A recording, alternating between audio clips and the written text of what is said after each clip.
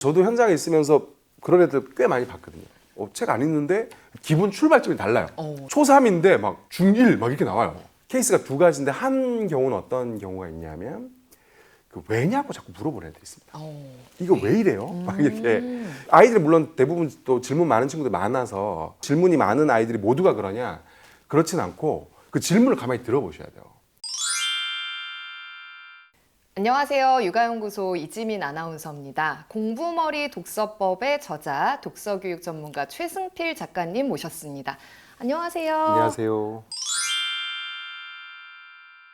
몇 권의 책을 읽어야 선생님 성적이 오르나요? 왜냐하면 우리가 그게 궁금하거든요. 아까 쉽게 올릴 수 있다고 하셨는데 정말 놀랍게도 이 정도면 됩니다라는 걸 수치로 얘기해 주시면 좋을 것 같아요. 이게 사실 초등학생은 얘기하기가 좀 힘들어요. 예. 왜냐하면 이 5, 6학년이 되어야 이제 기초능력 평가를 볼 수가 있는데 5, 6학년 기준으로 말씀드리면 부모님들한테 잘 안 와닿습니다. 이게 네. 중학생 기준으로 한번 말씀드려볼게요. 네. 예를 들어서 한국의 중학생의 평균 문해력을 어디로 보시면 되냐 하면 초등 5, 6학년 수준으로 보시면 됩니다. 네. 초등 5, 6학년 교과서를 스스로 읽고 이해할 수 있는 수준이에요. 네. 이게 성인도 마찬가지고 고등학생도 마찬가지인데 공부할 때 이제 듣고 이해하는 방식으로 하고 독서 안 하고 거기다가 내 사고 패턴이 특별히 유달리 논리적이거나 이게 깊게 생각하는 스타일이 아니면 기본값이 초등 5, 6학년이에요. 네. 성인도 책 안 읽고 네. 생각 깊게 안 하고 그러면 초 5, 6이라고 보시면 되고 네. 중1하고 중3하고 평균 문해차가 거의 없습니다. 네. 둘 다 초등 5, 6학년이라고 보시면 되는데 네. 이게 이제 수능 국어 영역으로 치면은 한 42점에서 47점 요 점수가 나오면 초 5, 6이구나 이렇게 생각하시면 돼요. 예, 이게 실제로 이제 데이터를 놓고 보면 이제 수능 국어 영역 시험을 봤는데 42점이 나왔어요. 그러면 이제 한 6개월 동안 책을 읽는단 말이에요. 책을 읽을 때 청소년 소설 기준으로 2주에 한 권 읽습니다. 2주에 한 권. 2주에 한 권. 이게 왜 2주에 한 권이냐면 1주에 한 권 읽어오라 그러면 네. 안 읽고 와요, 애들이. 슬픈 일이죠. 네. 애들이 이제 학원 오기 전날 책을 읽거든요. 네. 근데 한 권을 하루에 읽으려면 5시간 정도 걸립니다. 네. 그렇게 주면 안 읽을 겁니다. 2주에 한 권을 읽어서 6개월이 지나잖아요. 근데 읽을 때 저 같은 경우는 어떤 걸 했냐면 읽고 이해했으면 맞출 수밖에 없는 독서 퀴즈를 네. 반드시 냈어요. 네. 그 점수를 항상 체크를 해놓습니다. 근데 독서 퀴즈는 만점이 나와야 돼요. 왜냐하면 너무 문제가 쉽기 때문에 읽은 입장에서는 너무 문제가 쉽기 때문에 만점이 나와야 됩니다. 네. 구체적인 걸 기억할 필요도 없어요. 얘한테 무슨 일이 벌어졌고 어디 가서 어떤 일 겪었고 이 인물 관계 어떻고 이런 걸 물어보는 겁니다. 그렇게 해서 예를 들어서 정답률이 90% 이상 네. 해서 6개월이 지났어요. 네. 6개월이면 이제 12권 읽은 거죠. 그렇죠. 12권을 읽히고 나면 많이 올라가면 수능 국어 영역 점수가 20점 정도 올라갑니다. 네. 적게 올라가면 5점 정도 올라가요. 그러면 이 5점과 20점의 격차는 어디서 나느냐? 네. 얼마나 재밌게 읽었느냐에서 나요. 이게 좀 많이 올라간 친구들이 이제 주로 하는 얘기가 선생님 이번 책 대박이에요. 네. 이건 뭐냐면 제가 수업책으로 고른 책들이 걔한테 유독 잘 맞았던 거예요. 네, 걔 네, 취향에. 이러면 이제 점수가 엄청 세게 올라가는 거고 그렇게 안 맞더라도 5점 정도는 기본값으로 올라갑니다. 그러면 이제 1년이면 수능 국어 영역 점수가 10점이 올라가는 거고 많이 올라가면 30점, 40점 올라가는 거예요. 그럼 이제 그렇게 되면 어떻게 되냐? 예를 들어서 실제로 제가 그 책에도 나오는데 42점에서 출발해서 10개월 만에 82점 된 친구가 있어요. 네.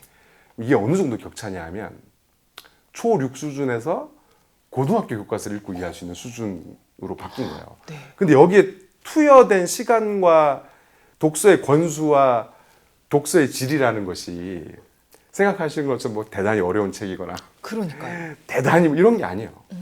근데 뭐에 중점을 두는 거냐면 얘가 독서 현상을 경험할 수 있는 책인가. 2주에 한 권 정도 읽으면 된다는 거죠. 생각보다 이 수치가 해볼만 하고 그걸로 이렇게까지 된다면 굉장한 것 같아요. 그러니까 이게 약간 네. 등잔빛이 어두운 느낌인 거예요. 네. 제가 보기에. 네. 왜냐면 이렇게 하면 되는데 자꾸 뭘 갖다 주시고 막 기왕이면 좋은 책, 기왕이면 공부에 도움되는 이 기왕이면을 버리시면 네. 굉장히 쉽게 네. 성공하실 수 있다는 거죠. 그리고 아까 학습 만화에 대해서 사실은 학습 만화 읽는 거는 독서에 해당이 안 된다 이야기 하셨는데 근데 스토리텔링 형식의 지식책을 선호하시거든요. 왜냐하면 스토리를 따라가면서 자연스럽게 지식을 접할 수 있다는 그 점 때문에. 근데 스토리텔링 형식의 지식책에 대해서 조금 부정적이시라고요. 예, 저는 부정적입니다. 네. 이게 왜 그러냐면 컨텐츠라는 건요, 그 컨텐츠 갖고 있는 질이 있습니다. 질. 제가 학습 만화 이렇게 얘기하고 다니까 많은 분들이 제가 만화를 싫어할 것이다. 네. 이렇게 생각하시. 저는 만화 정말 좋아합니다. 네. 저는 대학생 때도 만화 읽었어요. 만화가 나쁜 게 아니고 학습 만화 같은 경우는 학습 만화가 사실은 전반적으로 컨텐츠로 봤을 때 네. 퀄리티가 좀 낮습니다. 만화는 이야기에 맞는 툴이에요.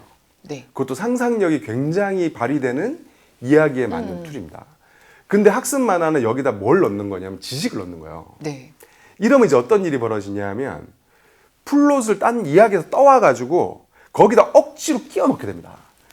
이렇게 되면 이제 이야기는 이야기대로 망하고요. 지식 전달은 지식 전달대로 망해요. 이래서 이제 이도저도 아니게 되거든요. 근데 똑같은 의미에서 이 스토리텔링 지식도서도 그런 부분들이 있습니다. 이야기 전개가 굉장히 어색하는 경우도 많고 그 작가님들이 잘못하시는 게 아니라 그 형식 자체가 그럴 수밖에 없어요. 그런 부분들이 있기 때문에 4차 산업혁명 시대지 않습니까? 네. 기왕이면 좋은 콘텐츠, 형태에 맞는 그 충분한 힘이 있는 콘텐츠를 읽게 해주기 좋죠. 잘 모르시는 분들이 많은데 독서 교육에서는요, 초등 단계는 지식 독서를 할 때가 아니라고 보거든요. 초등 단계에서 할 수 있는 지식 독서는 어떤 경우냐면 내가 공룡을 좋아해. 그래서 공룡만 보면 막 이러면 할 수 있어요. 네. 근데 독서 교육으로서의 지식 독서는 어떤 거냐면 아시는 것처럼 균형 잡힌 독서, 지구과학, 생물학, 역사, 세계에서 골라가지고 줍니다. 이러면 내가 흥미가 안 가잖아요. 못 읽어요. 어차피 못 읽는 거니까 지식은 차라리 영상이나 현장에 직접 가서 뭐 이런 식으로 하시는 게 훨씬 좋아요. 그리고 선생님 이거는 제가 댓글에서 가져온 질문들인데요. 저희가 이제 독서에 대한 영상을 올리면 꼭 달리는 게 있어요. 선생님 근데 누구누구는 책 안 읽어도 공부를 잘하더라고요. 아이마다 다르잖아요. 케바케 아닌가요? 이런 댓글이 꼭 달려요. 그래서 책을 많이 안 읽었는데도 공부 잘한 애들이 있다. 이거에 대해서는 어떻게 생각하세요? 당연히 있죠. 네. 당연합니다. 그거는. 네네네. 문해력이 곧 사고력이다. 네. 이런 말씀 드렸잖아요. 사고를 체계적으로 하면 사고력이 올라오겠죠. 이건 다시 말하면 문해력이 올라왔다는 뜻입니다. 네. 반대로 책을 많이 읽어서 문해력이 올라왔다는 건 네. 곧 사고력이 올라왔다는 뜻이에요. 사실 같은 거예요. 그러니까 예를 들어서 독서의 효과라는 건 생각해 보시면 어떤 아이가 초등 고학년 책 한 권, 뭐 3시간짜리를 몰입해서 읽었어요. 네. 이게 사실은 독서로 치면 3시간 독서를 한 건데 본질적으로 보면 이게 어떤 거냐 하면 3시간 동안 생각한 겁니다. 묵독 자체가 사고 과정이기 때문에 3시간 동안 생각한 거예요. 내가 평소에는 스스로는 할 일이 없는 종류의, 할 일이 없는 정도의 정연함으로 할 일이 없는 정도의 길이로 네. 생각한 셈이 되는 거예요. 그러니까 3시간 동안 생각한 셈이 되니 네. 사고력이 올라오는 거고 네. 사고력이 올라오니 언어 능력 평가에서 점수가 올라가는 거예요. 네. 이 사고 경험인 겁니다. 반대로 내가 책은 안 읽는데 생각을 굉장히 체계적으로 해. 이러면 책을 안 읽는데도 문해력이 높은 경우도 되게 많아요. 네. 저도 현장에 있으면서 그런 애들 꽤 많이 봤거든요. 책 안 읽는데 기본 출발점이 달라요. 초3인데 막 중1 막 이렇게 나와요. 케이스가 두 가지인데 한 경우는 어떤 경우가 있냐면 그 왜냐고 자꾸 물어보는 애들이 있습니다. 이거 왜 이래요? 막 이렇게 아이들이 물론 대부분 또 질문 많은 친구들 많아서 질문이 많은 아이들이 모두가 그러냐 그렇진 않고 그 질문을 가만히 들어보셔야 돼요. 문해력이 높은데 질문을 많이 하는 아이들은 예를 들어서 이게 뭐예요? 이렇게 안 물어봅니다. 이게 뭐예요? 하면 물병 끝나잖아요. 네. 근데 이렇게 단답형으로 대답할 수 있는 질문을 안 해요. 이 친구들의 질문은 좀 어떠냐 하면 굉장히 긴 설명을 필요로 합니다. 이게 왜 이렇게 되냐 가만히 봐보면 이게 그냥 보고 직관적으로 이게 뭐지? 하고 물어보는 게 아닌 거예요. A는 이렇고 B는 이런데 C는 왜 이래? 이런 식으로 생각을 하는 거예요. 자기가. 자기의 사고 과정의 끝에 사고 과정에서 딱 멈춘 지점 벽에 막힌 지점에서 질문을 합니다. 그러니까 이 질문이 굉장히 긴 설명을 요해요. 네. 저는 이런 친구들 별로 안 좋아해요. 네, 왜죠? 왜냐면 수업이 엉망이 됩니다. 이런 친구 끼어 있으면. 왜냐하면 그 맥락이라는 게 네. 자기는 맥락이 있어요. 자기는 자기 사고의 맥락이 있는데 이게 제 수업 맥락하고는 아무 상관이 없죠. 그러니까 제 입장에서는 갑툭튀 질문이 날라오는 겁니다. 그래서 한번 이게 길게 설명을 해줘서 끝나면은 묘할 일이 없죠. 근데 이 친구들의 특징이 뭐냐면 길게 설명하면 그걸 되게 곰곰이 들어요. 듣다가 그 답에서 다시 질문 찾습니다. 네. 쌤, 근데 그거는요. 이게 모든 지식이요. 이건 이거야 하고 끝나는 지식은 없어요. 가만히 봐보시면 이거 설명을 하잖아요. 그럼 여기 어떤 부분은 다른 지식하고 연결돼 있어요. 네. 이게 지식은 체인처럼 연결돼 있거든요. 그러니까 이 아이들이 그 체인대로 사고가 가는 겁니다. 자, 이러면 이제 어떤 일이 벌어지냐면 얘가 평소에 관찰하고 생각하고 이걸 계속 하는 거예요. 네. 바꿔서 얘기하면 그냥 생활을 하는데 언어 사고가 책을 읽는 거하고 똑같은 형태로 와. 논리적으로 길게 쭉 가는 거예요. 이런 애들이 이제 특징이 네. 이런 애들은요 지식책 읽고 나서 1시간씩 떠들어요. 따라다니면서 계속 떠들어요. 다 이해하고 있어요.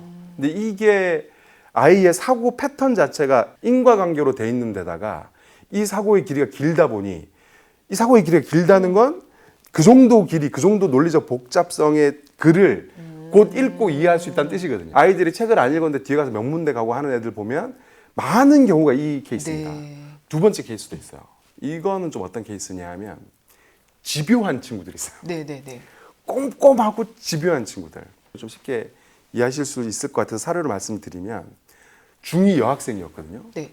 전교 뭐 2등, 3등, 1등 뭐 이렇게 하는 친구였는데 언어 능력 평가를 했는데 엄청 높게 나오는 거예요. 네. 이거는 뭐 수능 지금 바로 쳐도 80점 나올 정도로 문해력이 높게 나온 거예요. 문해력이 높은 친구들은 독서 논술 강사 입장에서는 정말 좋습니다. 할 일이 없어요. 네. 문해력이 높으면 책 잘 읽거든요. 네. 독서 논술 강사 1이라는 게 책 읽히는 건데 첫 주에 책을 다 못 읽고 왔어요. 네. 문해력 높은데 책 못 읽으면 진짜 화나거든요. 네. 그래서 제가 로비로 쫓아냈어요. 네. 내가 쉬는 시간 올 거니까 읽어. 네. 읽은 때까지 내가 물어볼 거야. 하고 들어가서 수업을 하고 쉬는 시간 나왔는데 페이지가 몇 페이지 못 넘어가요. 1시간 지났는데. 그래서 제가 이제 만난 지 2번밖에 안 되는 애한테 막 화를 냈어요. 왜 그러냐 그랬더니 얘가 한 줄을 가르치는 겁니다. 이게 이해가 안 된다. 이게 이해가 안 돼서 여기를 계속 맴돌이를 했던 거예요. 보통 책이라는 게 여기서 나오면 그 전에 설명해 주거나 네. 그 전에 설명 안 해줬잖아요. 네. 그러면 청소년 지식도서는 한 3페이지 안에 반드시 설명이 나옵니다. 근데 얘 구조를 모르니까 뒤로 안 넘어가고 계속 여기서 앞에 없나 이러고 있었던 거예요. 이게 늪에 빠진 거죠. 근데 얘가 학교 공부를 할 때 어떻게 했을지 생각해 보세요. 교과서를 이런 식으로 공부를 했던 거예요. 우리 시대 때 우등생들이 왜 교과서 읽고 밑줄 치고 정리하고 막 접고 해서 그거 달달달 외우고 이런 식으로 공부했잖아요. 이렇게 할 수 있는 이유가 그 꼼꼼함 때문에. 두 가지 거의 답니다. 이거 외에 없다고 보시면 되는데 저 정도 연배에 네. 부모 세대 때 뭐가 없었냐 하면 초등학교 때 공부 잘했는데 중학교 가서 성적이 쫙 빠지고 이런 게 없었어요. 네. 중학교 때 공부 잘했는데 고등학교 가서 빠지고 이게 왜 없을 수밖에 없냐면 그때는 어떤 초등학생이 공부 잘했냐면 지 교과서 지가 잘 읽는 애가 공부 잘했거든요. 네. 그리고 초3 교과서 잘 읽잖아요. 그걸로 문해력이 올라옵니다. 초4 교과서 읽을 수 있어요. 네네. 이렇게 올라오는 거예요. 그냥. 근데 지금은 어떤 애들이 공부를 잘하냐 하면 붙어서 설명을 되게 잘해주는 어머니가 있거나 아니면 성실하고 유능한 보습학원 선생님한테 배웠거나. 근데 이게 바꿔서 얘기하면 뭐냐 하면 그 교과서를 엄마가 보습학원 선생님이 읽고 설명해 준 거예요. 네. 어떤 의미에서는 이게 아이가 교과서를 통해서 문해력을 올릴 수 있는 기회를 부모가 박탈하는 거예요. 왜냐하면 보내면 바로 성적이 오르니까. 네. 이런 이제 구조로 돼 있는 겁니다. 네. 이 두 케이스는 당연히 공부 잘하고요. 네네. 이제 그런 댓글이 달렸을 때 이건 어떻게 된 거지 좀 궁금하셨던 분들이 오늘 이 답변으로 좀 이제는 좀 예, 이해가 되셨을 것 같아요. 근데 또 달리는 댓글이요. 뭐냐면 근데 선생님 애초에 공부 잘할 애들은 책을 좋아하더라고요. 공부에 흥미 없는 애들은 책을 아예 처음부터 안 좋아해요. 닭이 먼저냐 달걀이 먼저냐 같은 질문인 것 같은데 아, 예. 어떻게 생각하세요?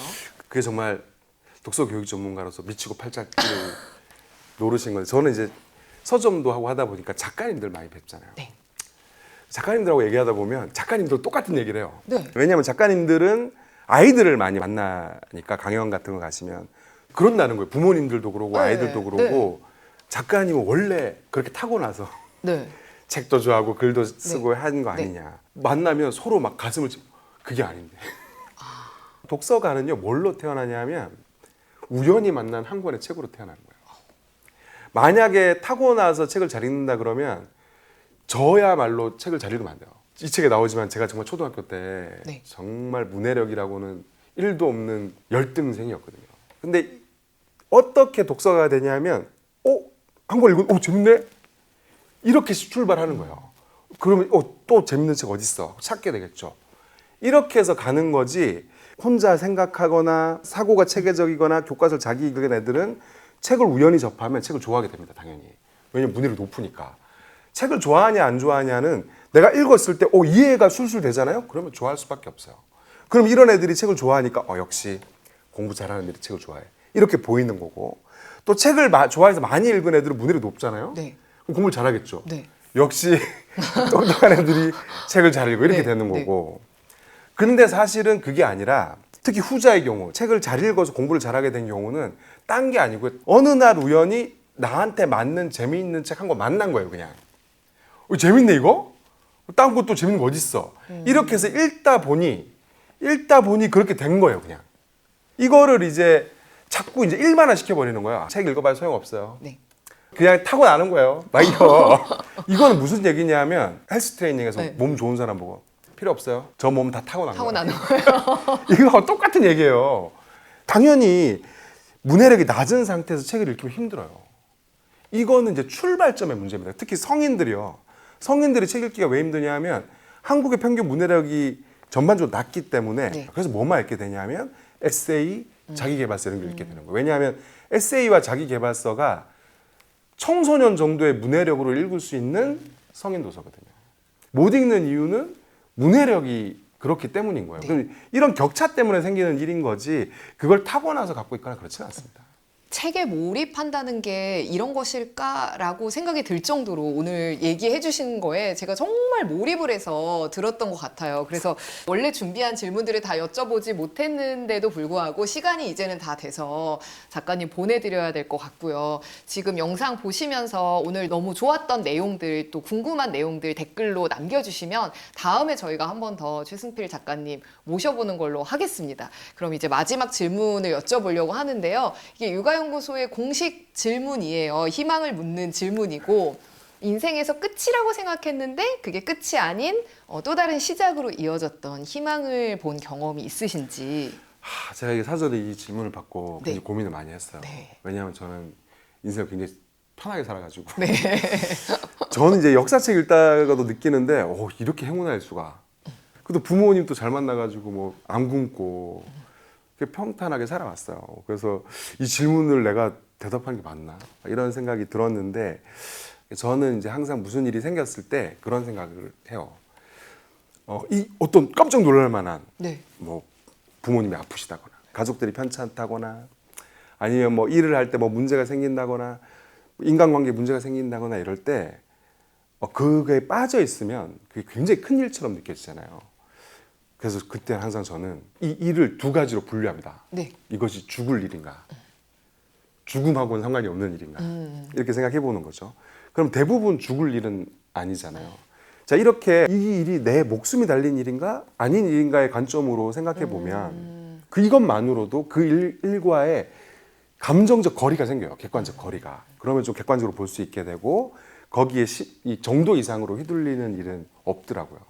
그래서 이거는 뭐 대단한 무슨 그런 건 아니지만 삶의 소소한 팁으로 무슨 일이 생겼을 때 이게 죽을 일인지 아닌지 생각해 보시는 것을 한번 추천드리고 싶습니다. 뭐 평탄하게 살아오셨다고 말씀하셨지만 사실은 뭐 평탄한 삶이 어디 있겠습니까? 이 관점으로 본다면 또 많은 어려운 일들도 말씀하신 것처럼 조금 객관화해 볼 수 있다 보니까 또 마음이 편해져서 평탄하다고 느낄 수도 있을 것 같아요. 끝이 아닌 시작을 본 적이 있으신가요? 라고 여쭤봤지만 어쨌든 이게 진짜 끝인가를 고민해 보신다는 거니까 네. 어쨌든 지금이 끝이라고 느껴서 힘드신 분들께 희망의 메시지가 되기를 바라겠습니다. 오늘 이렇게 나와주셔서 너무 감사드리고요. 다음에 꼭 한번 다시 초청을 드려야 될 것 같아요. 오늘 너무 많은 이야기를 나눴지만 더 궁금한 이야기들이 많기 때문에 다음에 한번 꼭 나와주시기를 바라면서 오늘 고맙습니다. 예, 감사합니다.